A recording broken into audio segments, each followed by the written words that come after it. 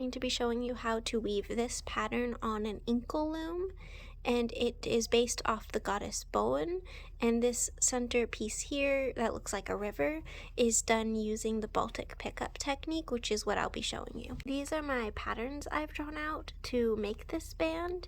This is kind of the pickup section, and this is the warping pattern. And these are offset, as you can see, like the middle is in the middle of the next row. And these ones are the ones that are going to be heddled, and this row is the row that's going to be unheddled. And as we actually warp it, we're going to warp one here, one here, one here, one here.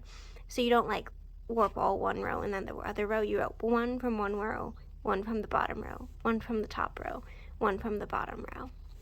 And this is the pickup pattern, and I actually got this pattern from the Susan J. Folks book, Weaving Pattern Bands 5, 7, and 9 Pattern Threads, which is a really great book and has a bunch of patterns for Baltic pickup, and I've just put it in the middle of my section. So this pattern piece also is only representing the part that has the blue threads. How the pattern for the pickup actually works: this section down here is just what would be represented in the drawing here, as if you were not picking up or lowering anything and you were just going with what the heddles naturally did as you raised and lowered the heddles.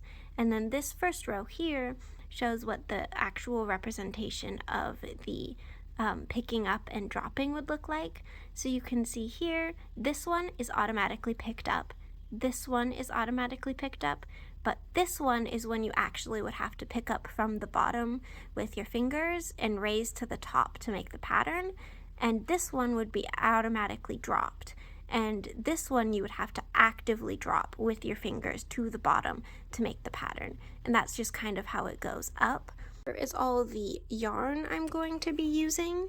When I made this pattern, I used a lot of variants in yarn, so I used lots of different shades of blue and some different shades of gray, and actually this isn't all black. It's actually, if you look really closely, it's a mixture of a really, really dark navy and black.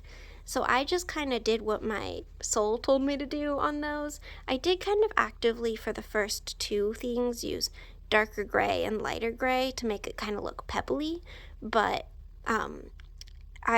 in my pattern, I just blocked them out as one patterns, and then as I was warping, I thought about what would be pretty.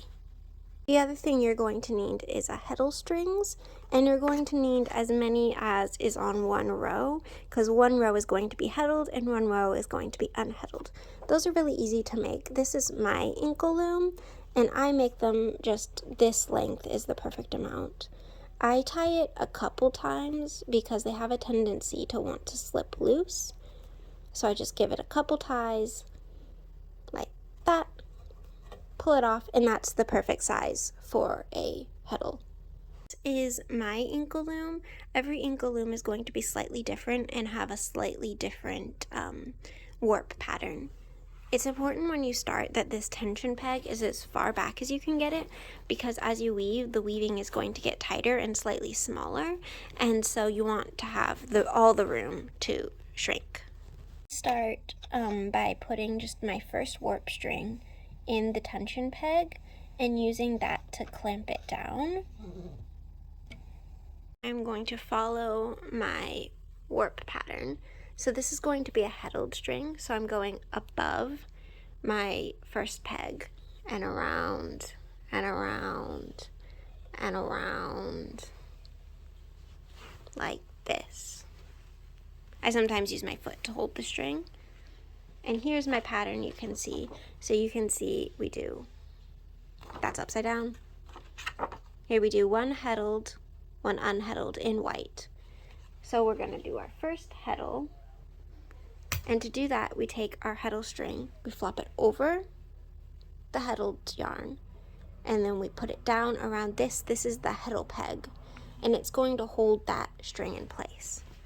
Then our next string is going to be unheddled. You see it just loops around the bottom there. And we're going to go under rather than over this first peg.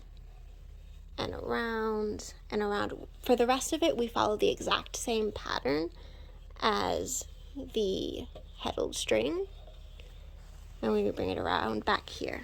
I've gone ahead and done that again. So right now we have, following the pattern, we have 2 that are heddled, then 2 that are unheddled in white, which you can see is corresponding with the pattern we've drawn out. Now we're going to change, and we're going to do this first black heddled string. So when you need to change colors, it's pretty easy. You just get your new color yarn, and you're going to tie that to the string you already have on the loom, and then you're going to just keep looming in one continuous round. I have cut our white warp string, and I'm just going to attach a black warp string, and I like to use just a little overhand knot because I feel like it stays the best, but you can do whatever knot makes your heart happy. Doesn't really matter as long as you are sure it's not going to pull out. And then I'm just following the same heddled pattern as the white string, but now with the black string. And around to the front. And it's also important when you're using different colored strings, especially white and black, that you use a black heddle string for black yarn and a white heddle string for white yarn, because if you don't do that, the heddle will actually deposit tiny bits of fiber throughout your entire weave, so you'd end up with like a white pattern that had little tiny white fibers interspersed throughout the whole thing, and it's pretty sad. It makes me cry. So don't do what I did the first time I did that. And then I'm just going to keep warping until we get to this middle section, because there's a little bit difference there. I've warped all the way up until this point with my first blue pattern thread, and here you can see what that looks like so far. I'm just doop, doop, doop, doop, doop, doop, doop, doop, doop, following my pattern. And I'm gonna add my first thread of color. I start by attaching it like normal, my blue thread, with my little knot, like all the other warps I've done so far.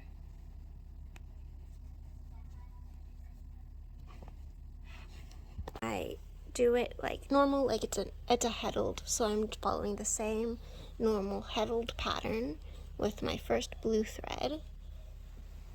And then when I bring it back around to the tension peg, I'm actually going to warp with my next colored blue thread, because I'm doing a variegated pattern. This would normally be the exact same thread, but I'm going to change to a different blue, and I'm going to follow the exact same path, and those threads are then going to be bundled, and I'm going to treat them for the rest of the pattern, for the rest of the weaving, like they were one thread. And here I'm just following the same pattern. So here I'll have 2 things that are heddled together.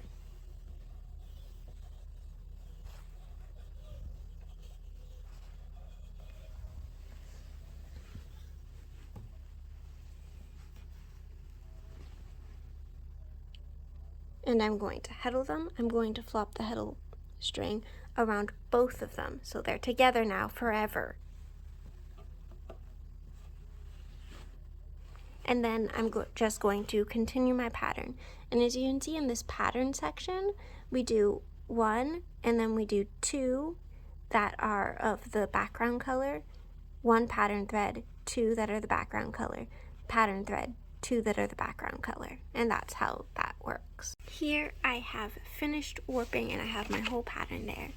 And you can see here, if you compare like the top row to these heddled strings, it matches my pattern. And if you compare the bottom there, it would also match, but it's harder to show you because I have to lift them up. And here we have the whole thing warped out on the loom. Then what we're going to do is we're going to take this thread here, and we're going to tie it actually to the first one. You can see I have my first warp I did, and here is my last warp I did.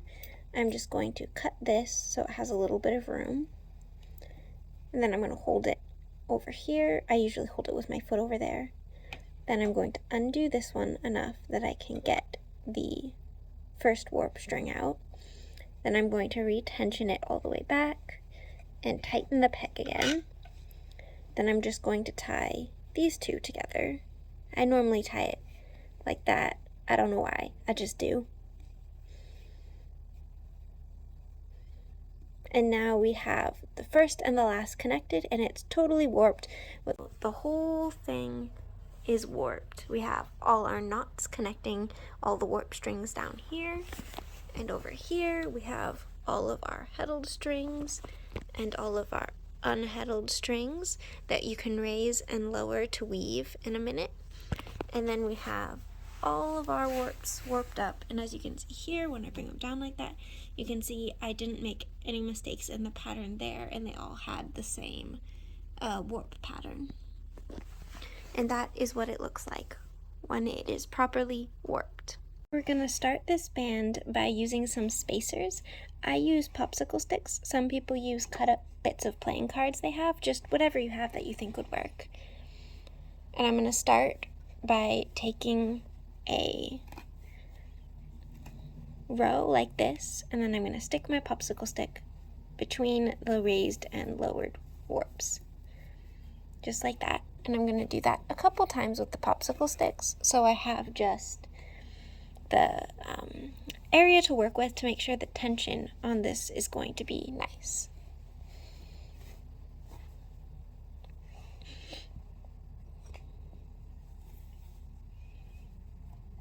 And I'm going to push these a little closer together because I think that will be good. Then I'm going to lower my warp there. Then I'm going to take my shuttle, which I've already wound with a bunch of yarn. I have another video on that if you want to see it. And you're going to pass it through like this and get it really nice and tight.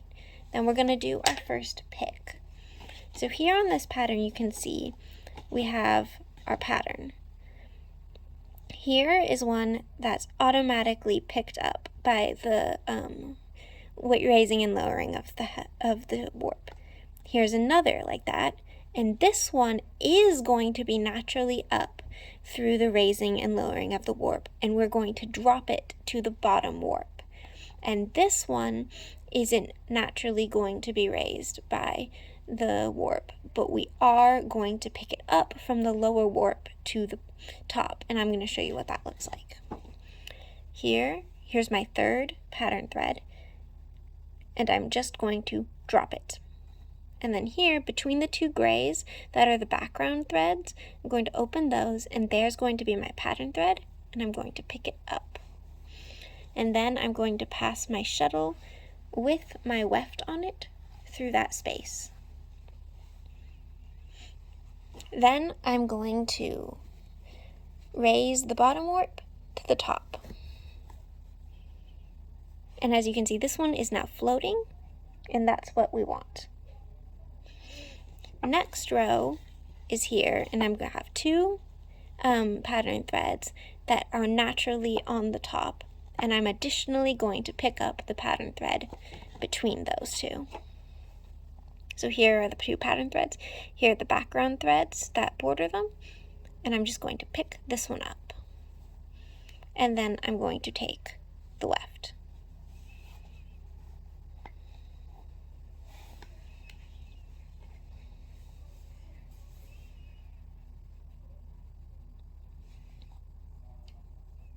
And now, because this is the beginning of the band, I'm going to play with the tension a little bit until I think it's right.